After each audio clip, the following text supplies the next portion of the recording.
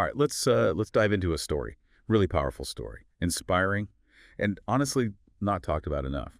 The Black Seminoles. Yeah, it's one of those stories that really makes you think differently about, resistance to slavery. Right. We always hear about these like individual escapes, right? But the Black Seminoles, they built like a whole society of freedom, like right there, Hmm. under the nose of, people trying to oppress them. You're absolutely right. We're talking about descendants of enslaved Africans, Yeah. who ended up finding refuge with the Seminole Native Americans Yeah. down in Florida. Created a unique and really vibrant culture in the process. It wasn't just about survival, it was about building something new. Yeah. A fusion of, African and Native American traditions, for Okay. instance, did you know?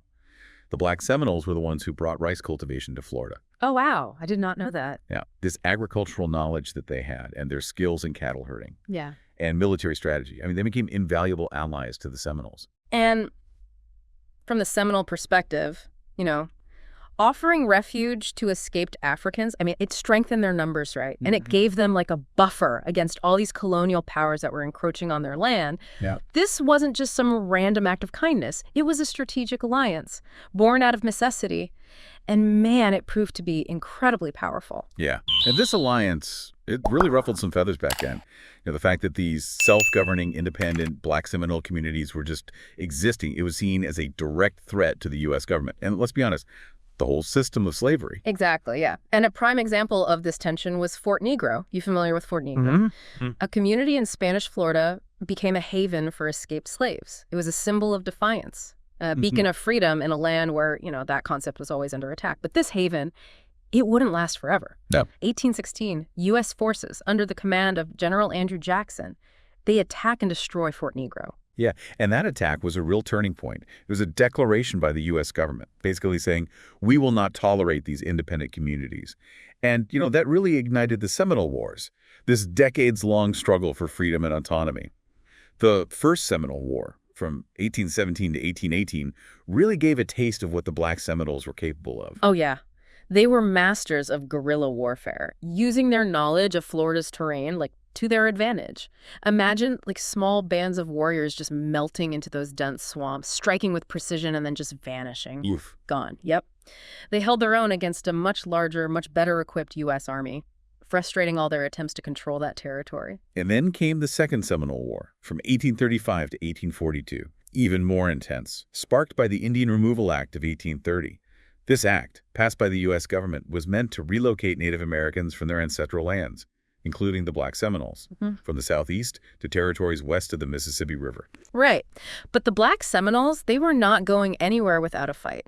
Leaders like John Horse, a skilled strategist and negotiator, and the legendary Seminole chief Osceola, a fierce warrior and symbol of resistance. They rallied their people to resist this forced removal. Osceola, man.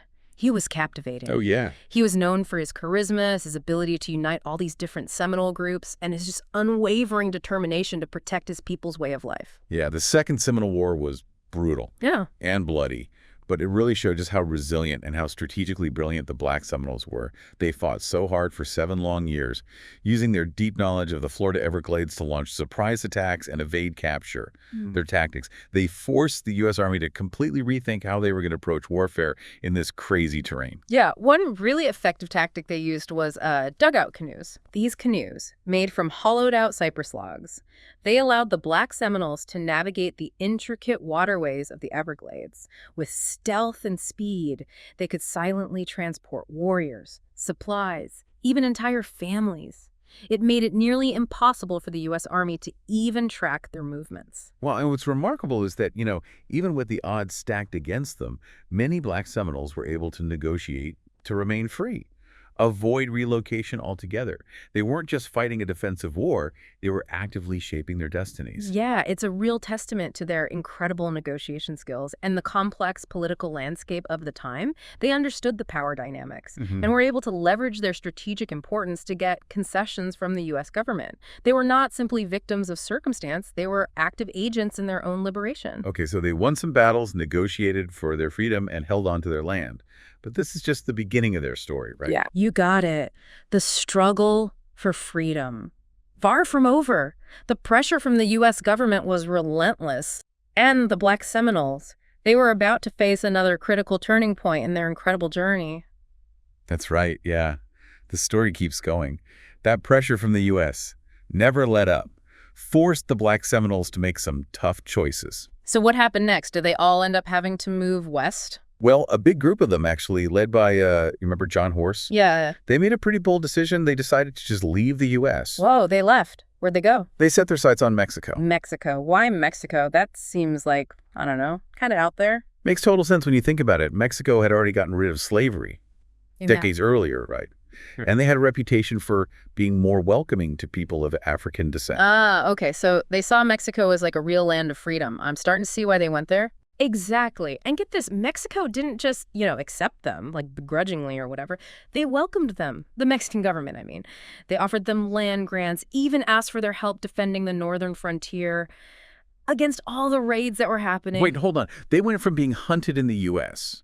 to being valued protectors in Mexico. That's wild. It is, right. The Black Seminoles, they were known for their skills on horseback, their tracking, their fighting abilities, and these were things that the Mexican government really needed in their fight against, like the Comanche and Apache. Wow. So they weren't just accepted. They were wanted for their unique skills. What an amazing turn of events. Yeah. It really speaks to how adaptable they were, how resilient. They were always facing these crazy challenges, always having to adjust to new places, new situations. But no matter what, they never gave up on that pursuit of freedom, Yeah. The place to finally call home. And you said earlier that their descendants are still in Mexico today. Yeah, that's right. Up in the northern states, Coahuila and Nahuila, you can find these really vibrant communities that trace their lineage all the way back to those first Black Seminole pioneers. Keeping those traditions alive, a real testament to the legacy of that fight for freedom. Makes you think, doesn't it? Yeah. We always hear about the, awful tragedies of slavery, but the Black Seminoles, they're a story of resilience, adaptation, and at the end of the day, triumph. They made their own path, went against all the expectations, built a legacy that's still around today. Couldn't have said it better myself. Their story really forces us to re-examine the narratives we think we know, These weren't just victims. They were active, they took charge of their own destiny, shaping history with their bravery, their strategic thinking, their pure determination to be free. So let me get this straight. They fought the U.S. Army, they negotiated for their freedom, they went to Mexico, became valued members of this whole new society. What a story that needs to be told over and over again. I agree. It reminds us all that freedom is not just given, it's fought for, and that every generation we have a responsibility. Learn from the past, challenge injustice when we see it, create a better future, a fairer future for everyone. Man, it's incredible, their whole journey.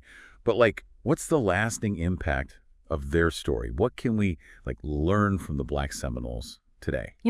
That is a fantastic question. And I think one of the most important things we can take away from this is that their story, it really challenges those traditional narratives that we have about slavery, about freedom.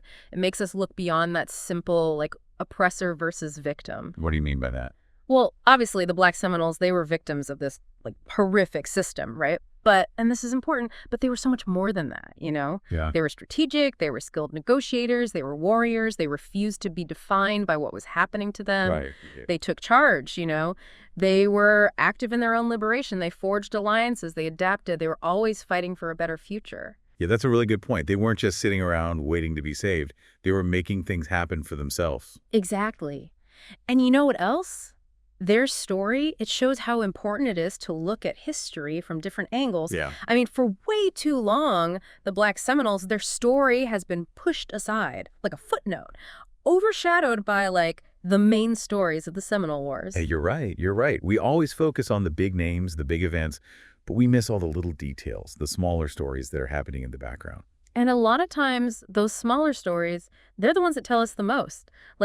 When we really dig into the lives of the Black Seminoles, what they went through, we get a much better understanding of the Seminole Wars, of slavery and freedom in the Americas, of just how powerful the human spirit is, It makes you wonder, right? How many more of these stories are out there just waiting for someone to find them? How many examples of resistance and triumph have we just completely missed? I bet there's tons. And that's what's so cool about history. It's this never-ending journey, always finding new things. The more we learn, the more we realize we don't know anything. And that's why, we have to keep asking questions, keep challenging what we think we know, and search for those voices that have been hidden. They're the ones that can really help us understand the past. So what you're saying is the Black Seminoles, their story, it's not just some old story, right? It's like a call to action for all of us. Yeah. Telling us to dig deeper, to open our minds, and to recognize how strong people can be even when things are really, really tough. Couldn't have said it better myself. Their story is like a reminder, a powerful reminder that freedom, it's not something you just get. It's a fight, it's a struggle, it never ends.